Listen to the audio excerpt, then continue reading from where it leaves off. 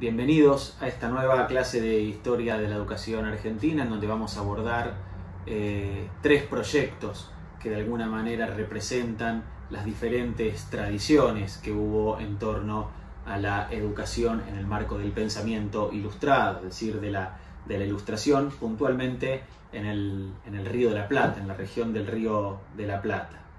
Esas tres figuras o esos tres idearios pedagógicos están representados en el pensamiento, en los proyectos político-pedagógicos del obispo San Alberto, de Manuel Belgrano y de Mariano Moreno.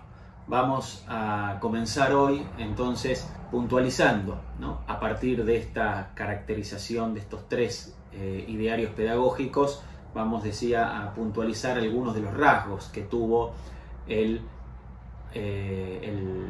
discurso ilustrado, en el campo de en la conformación de un campo pedagógico en el territorio que hoy llamamos la Argentina, pero que por ese entonces era el Virreinato del Río de la Plata y su pasaje a través o a partir de la Revolución de Mayo en un territorio independiente. Como decíamos en la clase anterior, hasta hace no muchos años, la historiografía educativa argentina tendía a homologar el pensamiento ilustrado con un fenómeno estrictamente porteño, ¿no?, que estaba asociado a la Revolución de Mayo y que era fundamentalmente tributario del pensamiento laico de matriz francesa, ¿no?, fundamentalmente aquel que remitía a la figura de Rousseau. Y si bien hay algo de cierto en esto, también, como decíamos en la clase anterior, hay que matizar esta afirmación, hay que hacer un esfuerzo por desmarcar el proyecto ilustrado y su recepción en el Río de la Plata respecto del momento revolucionario y sus efectos, ¿no?, sobre ese mismo pensamiento. En ese sentido, volver a decir que la Ilustración en el mundo hispánico, no ya solamente en el Río de la Plata, planteó una fuerte limitación política de antemano, ¿no? El pueblo debía, para ese discurso ilustrado que, insisto, se promueve en el marco de las reformas borbónicas, debía contribuir a transformar un sujeto o a crear o transformar un sujeto económico activo sin perder por ello su condición de minoridad política. ¿Qué significa esto? Debía introducir reformas que movilizaran la economía de las colonias sin que por eso los hombres, las mujeres siguieran siendo fieles creyentes y fieles vasallos del rey. Nada más lejos que esa idea de la Ilustración, ¿no?, asociada a la matriz francesa que promovió un sujeto revolucionario, independiente, etc., ¿no? Una de las expresiones más importantes de cómo esta idea que acabo de enunciar se traduce en el campo de las ideas pedagógicas es, sin lugar a dudas, la ensayada por el obispo de Córdoba del Tucumán, ¿sí?, José Antonio de San Alberto, ¿no? José Antonio de San Alberto nace en Zaragoza en 1727 y muere en Bolivia el 25 de marzo de 1804. San Alberto venía de cursar estudios de gramática y filosofía en Cataluña y de teología en Huesca, es decir, se había formado en la península ibérica y había desarrollado sin lugar a dudas una carrera ascendente que lo había llevado a ser, en primer lugar, nombrado como prior del convento de Carmelitas Descalzas de Tarazona y luego procurador general de la orden. En 1778, Carlos III le propone ocupar el cargo del obispado de Córdoba del Tucumán y 9 meses más tarde el Papa, ¿no?, el mismísimo Papa, le expide la bula para que San Alberto se embarque a América en 1780. Estos datos son importantes para entender también las biografías de estos personajes que no llegan porque sí, o no llegan como si nada a ocupar estos puestos destacados. Vienen con toda esta experiencia y con toda esta formación por detrás. Es interesante cómo es reivindicada la figura de José de San Alberto en la propia historiografía argentina. Por caso, Joaquín B. González, ni más ni menos que Joaquín B. González, lo retrata como el forjador de la escuela útil de la clase popular. Atención a las palabras que no son usadas en vano. La escuela útil, ¿sí? Volvamos a esa idea de la ilustración y de promover un sujeto económicamente activo, y escuela popular, ¿no? El componente popular es un adjetivo muy fuerte, muy caro a la tradición ilustrada, ¿no? La escuela útil de la clase popular, ¿no? Entonces, como decíamos, Joaquín B. González lo reivindica y lo ubica en el panteón de los grandes reformadores del periodo colonial, ¿no? A tal punto que el propio Joaquín B. González llega a secularizar la imagen de San Alberto y a ubicarlo al mismo pie de igualdad, en un mismo pie de igualdad que el propio Sarmiento. Dice que son ambos, San Alberto y Sarmiento, los iluminados de este género, ¿no? Haciendo referencia a la educación. Abel Chaneton, otro gran historiador que ha producido una obra hermosa para la historia de la educación argentina, es el que de alguna manera culmina este proceso 24 años después de este escrito de Joaquín B. Y coloca, ¿no? Dice, en un proceso de rescate de la figura de San Alberto, y no vacila Chaneton en ubicarlo en el origen mismo de la genealogía nacional. Va a decir Chaneton, leo, el primero a propósito de San Alberto, ¿no? Dice, es el primero de nuestros pedagogos coloniales en la doble acepción de prioridad y primacía. Es sin duda Fray José Antonio de San Alberto, hasta la aparición de Sarmiento, quien tuvo una más sincera y desinteresada preocupación por la enseñanza primaria en nuestro país, ¿no? Una cita que refuerza lo antedicho por Joaquín B. González, pero también nos pone a pensar, ¿no? Sobre el lugar de este personaje, de la importancia, de la gravitación que tuvo en el contexto histórico al que estamos haciendo referencia. La invención, concretamente, del pedagogo colonial es, sin lugar a dudas, una operación intelectual que, por un lado, realza la figura de personajes que desempeñaron un protagonismo, que tuvieron un protagonismo destacado en un periodo previo a la formación del Estado moderno, y también es una forma de identificar la conformación de un campo de ideas que estaba absolutamente en un estado germinal, como es el de la pedagogía. Pero bien, vayamos a la figura de San Alberto y comencemos por presentar algunas de sus ideas de lo que podríamos llamar un diagnóstico ilustrado, es decir, el punto de partida, sobre qué lectura de la realidad en clave pedagógica se basa San Alberto para llevar adelante su propuesta. Concretamente, para no andar con vueltas, la propuesta de San Alberto va a ser la creación de una casa de niños y niñas huérfanas, ¿sí?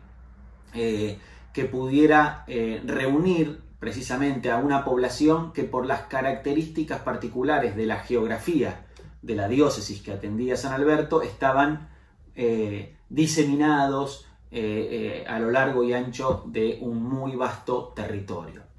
En las cartas pastorales, San Alberto, ¿no? En sus cartas pastorales, San Alberto va a resaltar, en primer lugar, los obstáculos que derivan, ¿no? De las características geográficas.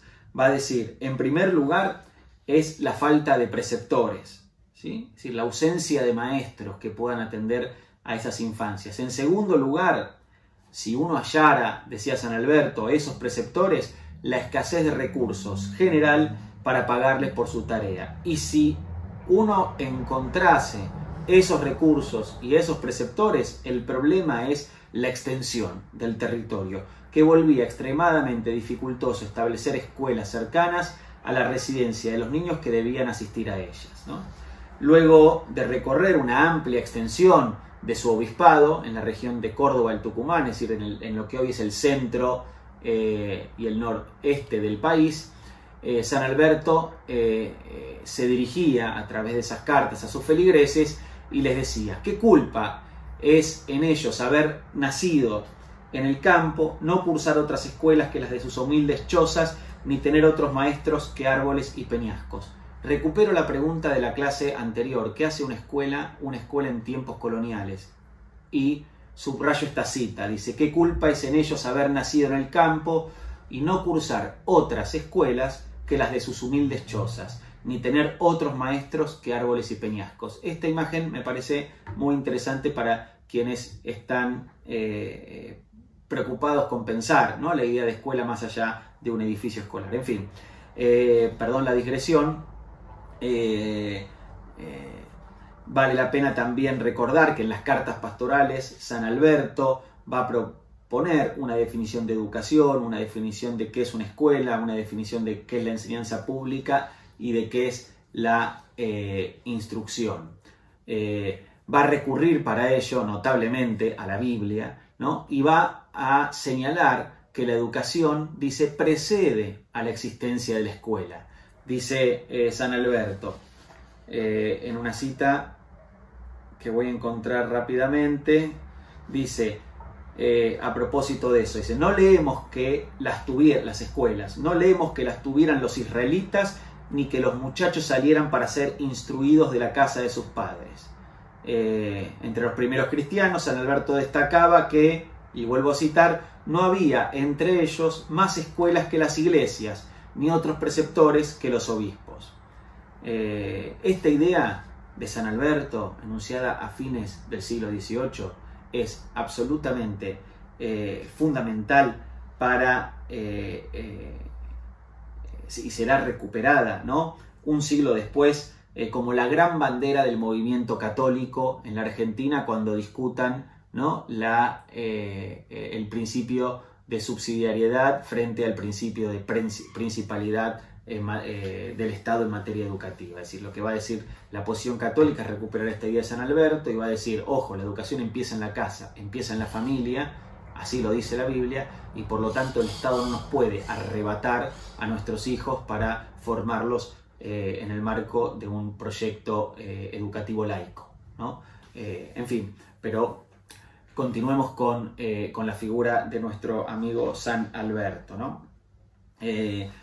La instrucción para San Alberto, fundamentalmente lo que tenía que infundir era el respeto, la sujeción al monarca, ¿sí?, pero con un condimento central, que es que la enseñanza pública debe también introducir la cuestión del oficio útil, es decir, hay que formar a estos sujetos también como sujetos económicamente activos, ¿no?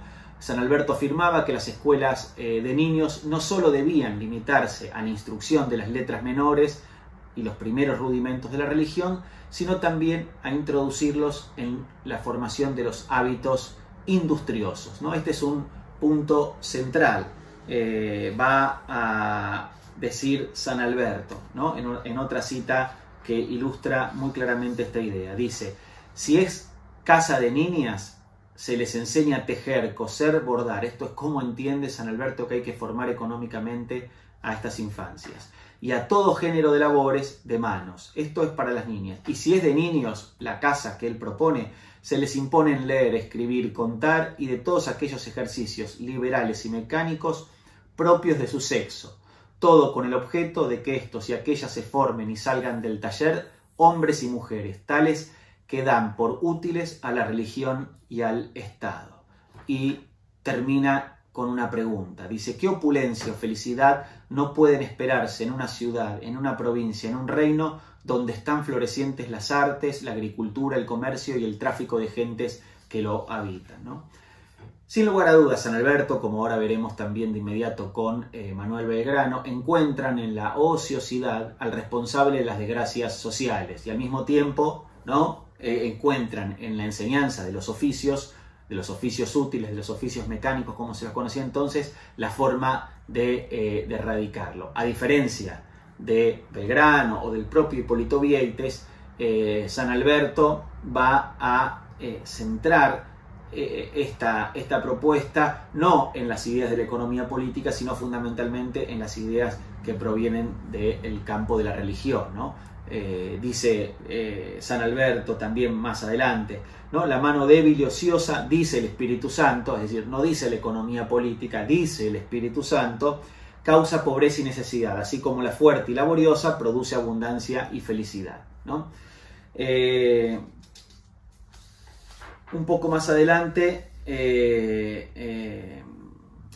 vamos a ver cómo las constituciones de las casas de formación, ¿no? La constitución y el reglamento de la casa de niños y niñas huérfanas, ¿sí? Exacto, están fechadas en torno, a ver, voy a buscar, denme un momento para no mentirles con el año, en torno a 1782, ¿sí? Y presentaban dos modalidades, internado y clase externa. La primera permitía a quienes vivían fuera de la ciudad no tener que gastar en un alquiler y poder procurarse alimento fuera del colegio, y las del internado, en cambio, garantizaban ese hospedaje y la alimentación, pero eran mucho más severas para con quienes optaban por esa modalidad, ¿no? Ese reglamento, que es muy interesante también como una fuente para la historia de la educación, establecía que los niños que formaran parte de esas casas y que al juicio del rector y del maestro de la casa sobresalieran, serían enviados a estudiar al seminario, y a los que no fueran de tanto talento, decía el reglamento, se los retendría en la casa hasta que aprendiesen perfectamente la gramática, ¿no? En fin, había también ahí una serie de caracterizaciones, ¿no? de caracterizaciones de quiénes eran los estudiantes y dónde podían ser colocados en función de sus capacidades. Esta es un poco una primera aproximación a un ideario mucho más complejo, por cierto, pero que nos sirve a nosotros para entender una línea de cómo el pensamiento ilustrado, enmarcado en una férrea concepción religiosa, se introdujo en el Río de la Plata y fundamentalmente en lo que nosotros llamamos el interior, en la provincia mediterránea, en Córdoba y en Tucumán. Pero pasemos ahora a otra figura fundamental, muy rápidamente, que es la de Manuel Belgrano, ¿no? En mi caso particular, yo creo que es en Manuel Belgrano donde se cifra el grado cero de las tradiciones pedagógicas nacionales, ¿no? Belgrano es un personaje que lleva adelante un importantísimo diario pedagógico entre épocas, se desempeña como funcionario de la colonia, ¿no? Y desde allí impulsa importantes proyectos educativos y al mismo tiempo es uno de los grandes referentes del movimiento independentista y revolucionario, y por lo tanto y desde donde también, por cierto, lleva adelante algunas iniciativas educativas no menos importantes. Entonces está en ese vértice de época, ¿no? Hay ahí, bueno, numerosas cuestiones para pensar o para caracterizar esta figura.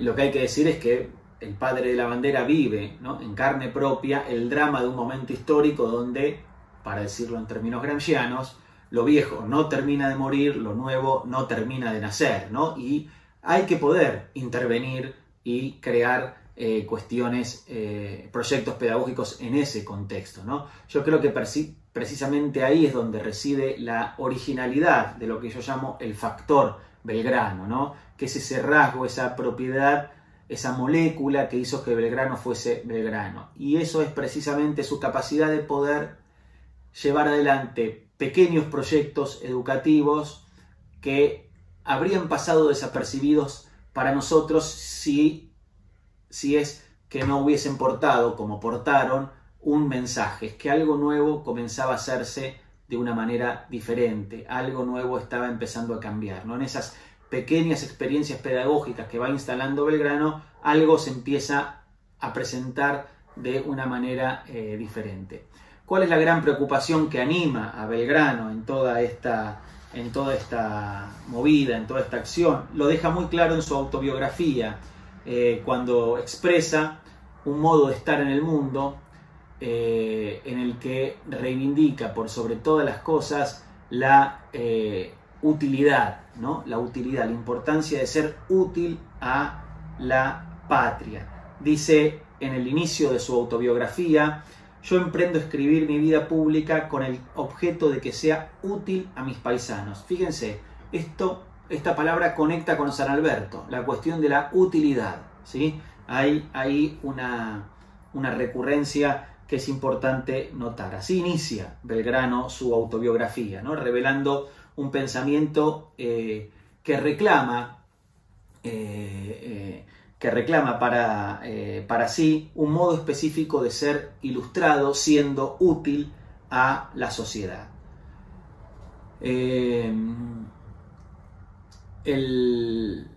Al igual que con San Alberto, a Belgrano se le presenta también un panorama sombrío que se desprende de la confesión de los repetidos fracasos que tiene que soportar, de las resistencias contra las que tiene que lidiar, de las luchas que tiene que dar para poder llevar adelante algunas de sus ideas, ¿no?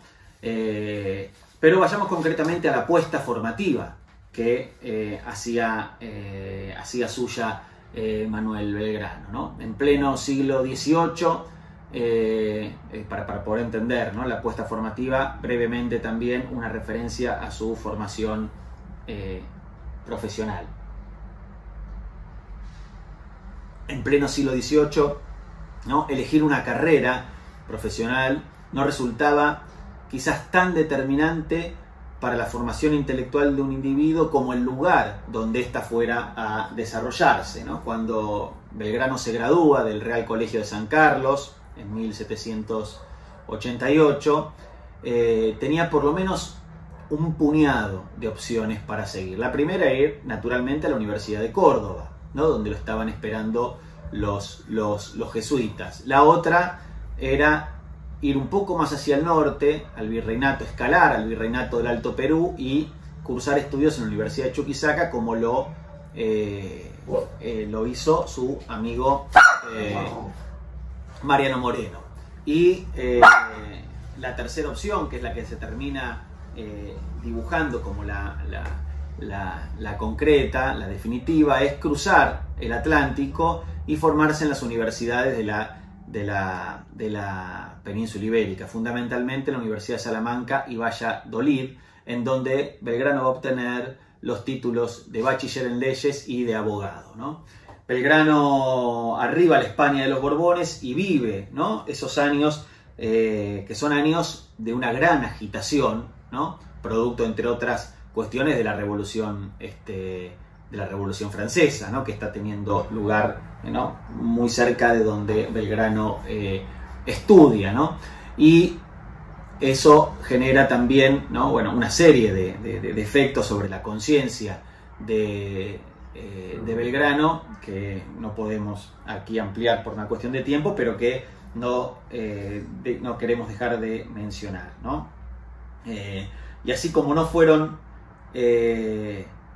poco fuertes los vientos de cambio que sacudían ese paisaje europeo, ¿no?, menos fuertes fueron, ¿no?, los que generaron en Belgrano el anhelo de poder transformarse en el motor y el portavoz de todos esos cambios, de todas esas transformaciones, cuando regresase a la Buenos Aires colonial, ¿no? En otro pasaje de su autobiografía, precisamente él va a tratar de sintetizar el espíritu de la época y poner de relieve las ideas que lo invadieron en esa etapa formativa. Decía Belgrano: como en la época de 1789 me hallaba en España y la Revolución de Francia hiciese también la variación de ideas, y particularmente en los hombres de letras con quienes trataba, se apoderaron de mí las ideas de libertad, igualdad, seguridad, propiedad, y solo veía tiranos, ¿no? Casi una confesión de parte, relevo de prueba, diríamos, ¿no?, de un hombre que ya se estaba anunciando, o que ya estaba avisorando, ¿no?, el tiempo por venir. En la etapa como sabemos, Belgrano va a regresar a los 23 años de edad, ¿no?, a presidir el Real Consulado del Río de la Plata. En la etapa del consulado, Belgrano se va a desempeñar como secretario del Real Consulado durante ni más ni menos que 16 años, entre 1794 y 1810. Y a lo largo de ese tiempo se va a dedicar, no con poca intensidad, a impulsar y promover iniciativas tendientes al desarrollo económico del Río de la Plata. Tal era la función que le tocaba cubrir, o por la que le tocaba procurar, ¿no? Y como memoria, ¿no?, de esa experiencia, nos llegan a nuestro tiempo 5 memorias del consulado escritas por el propio Belgrano, elaboradas entre 1794 y 1799, de las cuales hay 2 que tienen un especial interés para nosotros, porque precisamente en esas memorias plasma Belgrano algunas de sus ideas educativas, ¿no?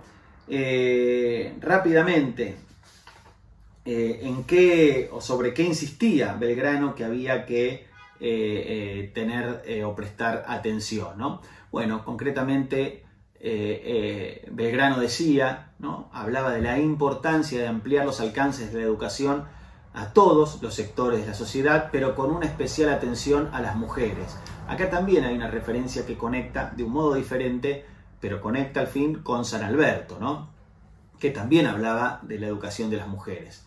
Más tarde, en los escritos del Correo de Comercio, ¿no?, que es uno de los periódicos que circulaban en el Río de la Plata por entonces, Belgrano no solo volvía sobre la importancia de la enseñanza de lo que él llamaba el bello sexo, sino que desde esas páginas también atacaba, ¿no?, las doctrinas falsas y el palabrerío inútil, ¿no? Esto es una clara alusión a la enseñanza escolástica, y resaltaba que era la ociosidad, ¿no?, el principal enemigo de la sociedad y la peor herencia de la colonia que había que atender desde el campo de lo educativo, ¿no?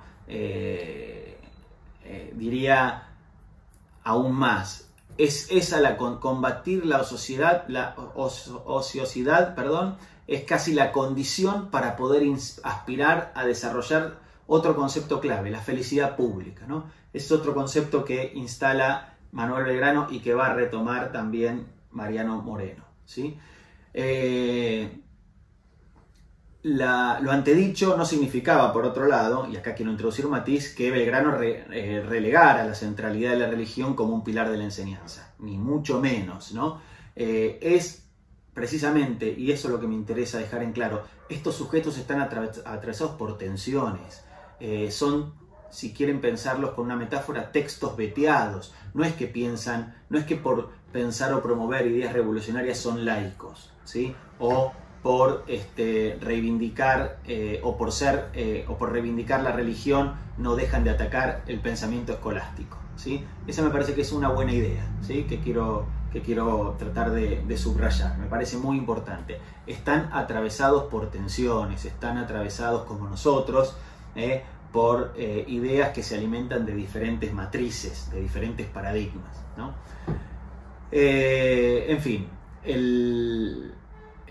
para decirlo en una idea, es el trabajo, la idea de trabajo, lo que está en el corazón de la pedagogía belgraniana, ¿no? En toda pedagogía hay fundamentos, pero también hay obsesiones. La de Belgrano fue la formación de los hombres industriosos. He aquí el sujeto pedagógico belgraniano, el sujeto industrioso, ¿no?, que abarcaba, ¿no?, un arco de figuras, de sujetos, ¿no?, que iban desde el artesano hasta el labrador, pasando por la hilandera, por el navegante, es decir, un hombre industrioso que se desplegaba en una multiplicidad de posiciones de sujetos. No era solamente, ¿no?, uno, sino que ese abanico se abría y Belgrano se ocupaba de abrirlo y de desplegarlo para dar cuenta precisamente de las necesidades del desarrollo económico industrial que tenía el Río de la Plata, ¿no? El gran mérito de Belgrano probablemente consiste en haber militado la revalorización de la formación manual en una sociedad que había aprendido a mirarla con desprecio. Es decir, la gran lucha a contracorriente de Belgrano tuvo que ver con desarraigar una idea antiquísima de la sociedad colonial, heredada de España, por supuesto, que miraba con desprecio el trabajo manual, y proponer frente a ese desprecio una alternativa para el desarrollo económico que pasase precisamente por la formación de este hombre industrioso. Y esto no es para nada menor.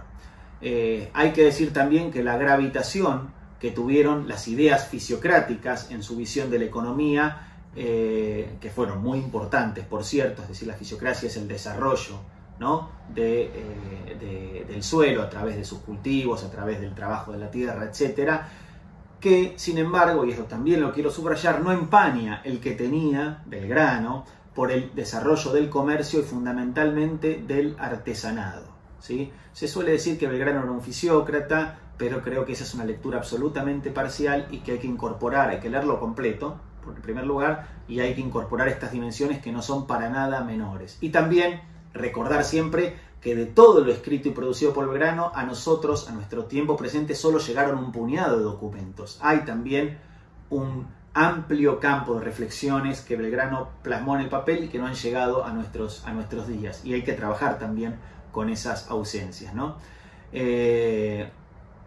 Y en esta idea, para redondear el pensamiento de Belgrano, hay una figura que quiero tratar de recuperar. Dice Belgrano,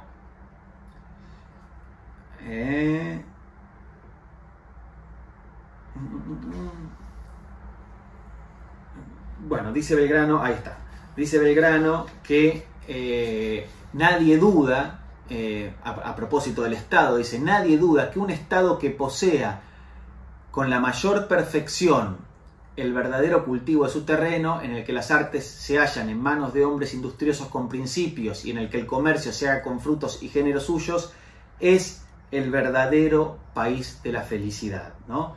Esta es una cuestión muy, muy interesante, ¿no? Y que creo que le da también a su ideario una caracterización un poco más interesante que la que reivindica solamente los aspectos fisiocráticos, ¿no?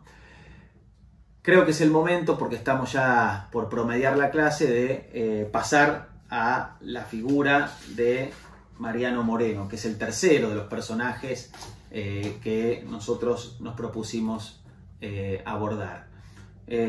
Moreno es conocido por todos, por todas, ¿no?, por el papel que juega, ¿no?, en el marco de la Revolución de Mayo, que es quizás la figura más radicalizada, ¿no? Pero también es quien introduce una serie de ideas en el campo educativo que a mí me interesa mucho poder subrayar, ¿no? En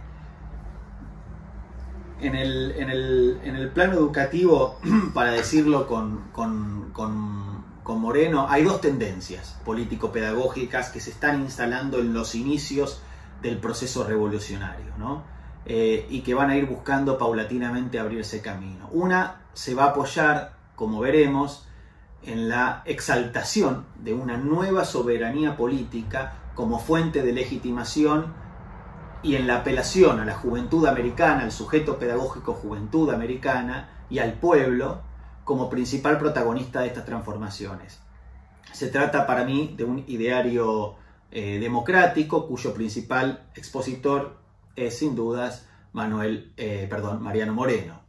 La otra tendencia, que es la que se va a abrir camino y es la que va a terminar de alguna manera instalándose y triunfando, va a enfatizar a lo largo de todo el siglo XIX la inculcación de los deberes y el valor de las tradiciones heredadas de la colonia como el eje principal de su proyecto pedagógico. Es decir, mientras la primera reivindica la libertad del sujeto, la segunda enfatiza el papel de la virtud y el orden. Mientras las ideas morenianas buscan alumbrar una tradición democrática que coloca en el centro de su proyecto la autonomía del individuo, la otra va a promover una articulación entre educación y deberes, y obligaciones y responsabilidades, sentando lo que son los fundamentos, ¿no?, de las obligaciones del ciudadano. Esta caracterización me parece que es muy importante también recuperar la luz de un concepto de Adriana Puigros, que creo que es donde se inscribe correctamente la figura de Mariano Moreno, que es la de la tradición o de las posiciones pedagógicos democráticos radicalizadas. Es Mariano Moreno de los primeros en precisamente fundar esta tradición democrático radicalizada en relación, o tomando como telón de fondo, la caracterización de esas dos fuerzas político-pedagógicas que acabo de reseñar. Y la forma, creo, de poder ver esa caracterización es tomando tres iniciativas que va a proponer Mariano Moreno, pero de las tres, la que es la más importante, la que nos ocupará un poquito más de tiempo, es la de la traducción del contrato social en el Río de la Plata, traducción que expresa una voluntad política que busca sentar las bases de un proyecto político pedagógico, basado en una interpretación de las premisas expuestas en el célebre libro de Rousseau.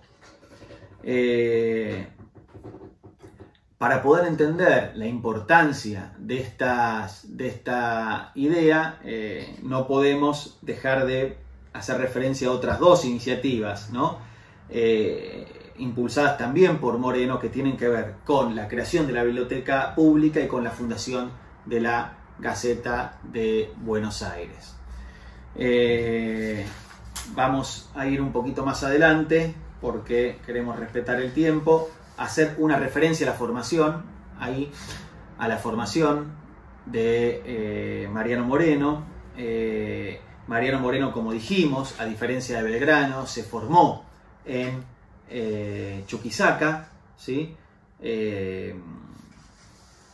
Y es allí donde toma contacto con las ideas de Rousseau, aunque probablemente también las haya oído nombrar en su paso por el Real Colegio de San Carlos, de la mano de algunos de sus profesores, ¿no? Es decir, que cuando Moreno traduce la obra, o manda traducir, o edita, ¿no?, hay toda una discusión en torno a ese hecho, ¿no?, de la traducción, si fue efectivamente una traducción, si es un libro que ya existía en español y Moreno lo reimprimió, en fin. Hay un conocimiento previo por parte de Moreno de las ideas de Rousseau, y esto también tiene que ver con su escala o con su trayectoria formativa. Al mismo tiempo es importante recordar que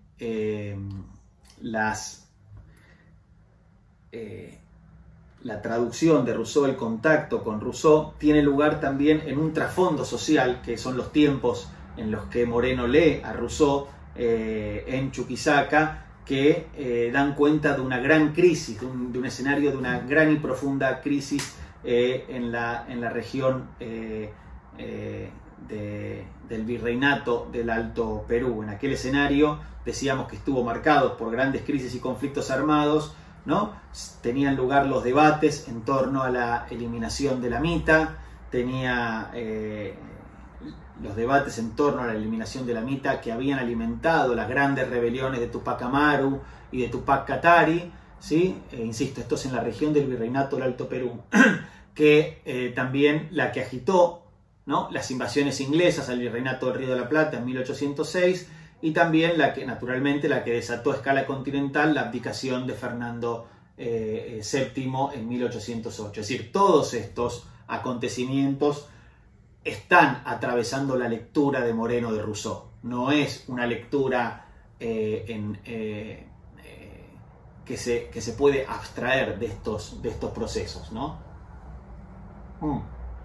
Y que, por cierto, también van a estar precedidos por dos importantísimos trabajos que también tienen un componente político-pedagógico, que es elaborados por el propio Moreno, y que es la disertación jurídica sobre el servicio personal de los indios de 1802 y la famosa representación de los labradores y hacendados de 1809, ¿no? En esos textos Moreno plantea también, de nuevo, fíjense en estas combinaciones, ¿no? Una abierta adhesión a la figura del rey, pero protestas claramente dirigidas a los abusos ejercidos por quienes desempeñaban en representación del rey los poderes locales. ¿Sí? Lealtad al rey, pero desprecio y dedito acusador a quienes lo representaban en estas tierras. Vayamos entonces ahora a la libertad de prensa y a la biblioteca pública como dos cuestiones que son fundamentales en estos 5 minutos que nos quedan. Moreno va a fundar la biblioteca pública y va a crear la Gaceta de Buenos Aires, que son dos medidas que no tienen otra finalidad que construir un nuevo espacio de sociabilidad, en donde circulen, se fomenten, se debatan, se intercambien, se dialogue en torno a las ideas, ¿no? Y también donde se tenga un espacio, la biblioteca pública, en donde esas ideas puedan ser conservadas, archivadas, en fin, para que estén a la mano, a disposición de quienes las deseen consultar, ¿no? Es decir, es en esta doble figura de la creación de una gaceta para que circulen las ideas y de una biblioteca donde éstas puedan estar resguardadas, en donde hay que inscribir también el esfuerzo de la traducción del contrato social que Mariano Moreno va a concebir para que se lea en las escuelas de la patria, es decir, en las escuelas de las primeras letras, ¿no?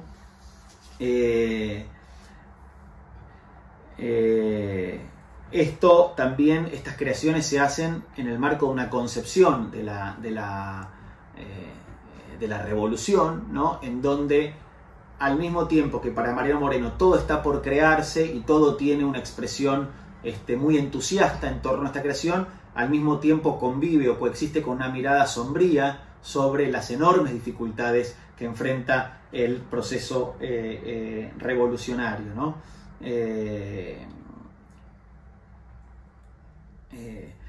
Esa preocupación lo lleva también a Mariano Moreno, y este es un gesto pedagógico hermoso y lo quiero recuperar, a también tratar de alcanzar con estas ideas al pueblo analfabeto, que es mayoritario en este contexto, es absolutamente mayoritario, y hacerlo a través de una anécdota de Eugenio Balbastro, quien había sido miembro del Cabildo de 1810 y que de alguna manera ilustra esta posición docente de Moreno frente al pueblo con una anécdota que es elocuente. Dice Balbastro que cuando el doctor Moreno hacía y escribíale, encantaba y llamaba la atención que cuanto decía en sus gacetas lo miraba con el mayor aprecio y creía a puño cerrado, que puesto a la puerta de la calle de su casa en los días de su publicación y con tono serio y grave, les preguntaba a la gente que pasaba por ahí, le decía: paisano, ¿ha leído usted la Gaceta? No, señor, respondía el preguntado, pues yo se la leeré, impondré de lo que dice para que usted lo entienda. Y en efecto se la leía y explicaba cómo era posible, procurando propagar así sus máximas y sentimientos, ¿no? Esta es una imagen que a mí me parece muy, muy potente también de la forma en la que Moreno, procuraba poner en circulación las ideas tanto para un público letrado como para aquellos que no leían aún. ¿Qué lugar juega, y vamos a ir un poquito más adelante, ya para ir cerrando, el contrato social, que es el catecismo de los pueblos, conocido también como el catecismo de los pueblos libres, ¿no? Bueno, hay que decir en primer lugar que el contrato social se imprime en el Río de la Plata en dos partes. La primera abarca 99 y la segunda 67 páginas, es decir, no se edita como un libro conjunto, sino en dos tandas. La primera edición del contrato, hay que recordar, la original data de 1762, ¿no? Fue publicada en Ámsterdam, ¿no? Y en la portada de la edición porteña, ¿no? Digamos, Moreno juguetea un poco, ¿no?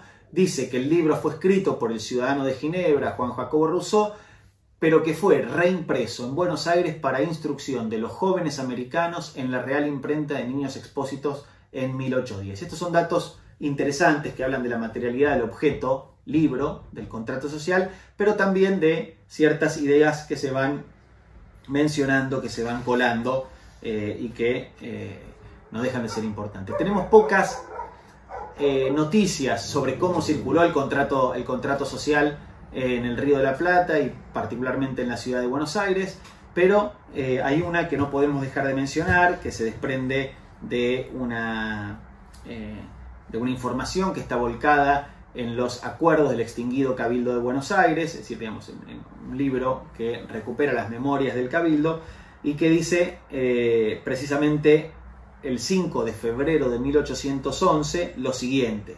Dice: la primera parte reimpresa del contrato social de Rousseau no era de utilidad a la juventud. Ya para este momento Moreno había muerto y en alta mar, en circunstancias dudosas, y la avanzada de los sectores conservadores en el gobierno revolucionario era por demás patente. Entonces fíjense, dice: la primera parte reimpresa del contrato social de Rousseau no era de utilidad a la juventud y antes bien pudiera ser perjudicial, ¿no? Acá aparece la otra tradición pedagógica a la que yo les hacía referencia al comienzo, por carecer aquella de los principios de que debiera estar adornada para entrar a la lectura y estudio de semejante obra, y en vista de todo creyeron inútil, superflua y perjudicial su compra, o sea, la liquidaron, ¿no? Y no solo eso, sino que también determinaron llamar al impresor y proponerle si quiere recibirse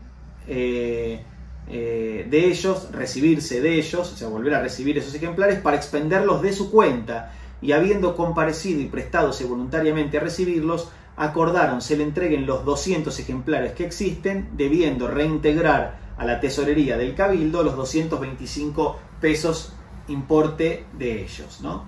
En fin, una referencia al fin, ¿no? de esta iniciativa moreniana, ¿no? del contrato social, que es por demás lapidaria, ¿no? La edición del contrato era considerada por los sectores mayoritarios del Cabildo como inútil, superflua y perjudicial. No había mucho más que decir. En su lugar, lo que van a proponer como el gran libro de texto para aprender es el Tratado de las Obligaciones del Hombre, ¿no? Y ahí es muy importante recordar, fíjense cómo empieza el tratado, ¿no? Que es el otro libro de texto que circulaba. Dice: todos debemos conocer a fondo nuestras obligaciones para cumplirlas exactamente. Esa es la primera oración del tratado. Todos debemos conocer a fondo nuestras obligaciones para cumplirlas exactamente. Esta idea funda un proyecto pedagógico, despliega, diría más que funda, despliega un ideario pedagógico que es el que va a predominar a lo largo de todo el siglo XIX en el territorio de la Argentina, a tal punto que el libro de Escóiquiz, que es el autor del tratado, se va a reimprimir numerosísimas veces a lo largo de todo el siglo XIX. Es decir, es un libro que se usaba, que circulaba, que estaba presente en las aulas, en los salones de las escuelas, ¿no?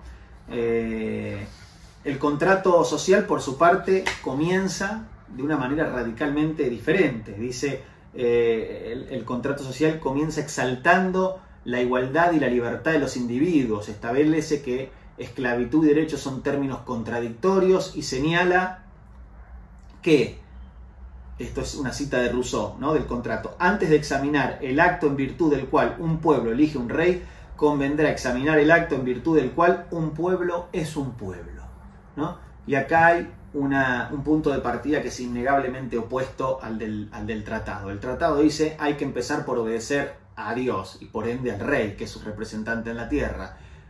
El contrato social de Rousseau dice: antes que ver las razones por las que elegimos un rey, hay que ver cómo un pueblo se hace pueblo, ¿no?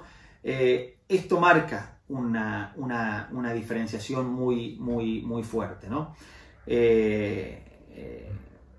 La cuestión entonces es que que otra forma, digamos, de leer el contrato es a través de las ideas volcadas en el prólogo escrito por Moreno, ¿no? Y que van a poner precisamente de relieve las razones pedagógicas que fundamentan la incorporación de este libro como un libro de lectura en las escuelas, ¿no? Decíamos hace un momento que si toda pedagogía tiene que empezar por definir al sujeto, la que define el proyecto moreniano, plasmado en la traducción del contrato social, tiene una doble interpelación, ¿no? Por un lado, los jóvenes americanos que están ahí mencionados en la tapa del libro, y a la cabeza del prólogo que Moreno escribe para el contrato social, a los habitantes de esta América, ¿no? Más adelante incluso va a sostener Moreno, ¿no?, que este libro está potencialmente dirigido a todos. Dice, a todas las edades, a todas las condiciones que participarán del gran beneficio que trajo a la tierra este libro inmortal. El sujeto pedagógico que delimita el prólogo de Moreno también puede ubicarse en torno al significante hombres sin ilustración. Dice, son aquellos que han nacido en la esclavitud y que mientras no se los ilustre y se vulgaricen sus derechos, estarán limitados, decía Moreno, a mudar de tiranos sin destruir la tiranía. Vaya si no es este gesto de traducir un libro un profundo gesto de despliegue de una pedagogía emancipatoria. Bueno, habría mucho más para decir y para contar, pero para respetar la extensión de estas clases vamos a ir redondeando aquí con esta idea, de nuevo.